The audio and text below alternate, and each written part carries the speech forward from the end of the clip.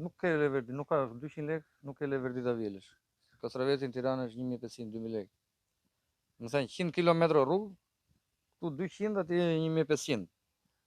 Dhe s'kemi leverdi ta vjelim me. Do ta lëm. Me 200 lekë të vjetra kilogrami, po ma marrë pikat e grumbullimit? Po, 200 lekë marrë Keni pikat. bërë negociata për çmim më të lartë?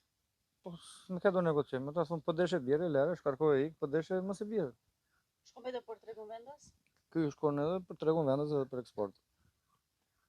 Në të njëjtën periudhë vjet ky ishte 500, 600, si vjet është 200. Tash 200 lekë çfarë do marrim punë? Bie mos punoj fare me ta shkulim me mbyllim serrat. Sa keni kultivuar?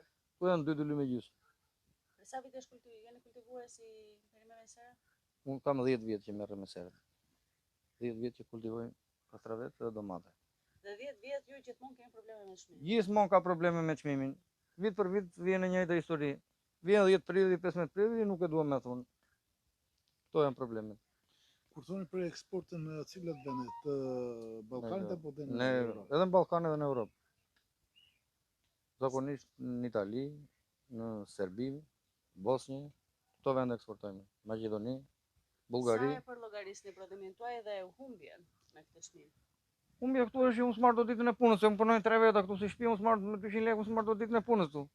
Edhe të punoj më mirë të vetë të punoj me ditë pune. Edhe humbja është që stela ditë e punës. Sa prodhim mund të ketë këtu në këtë 2 hektare gjysmë?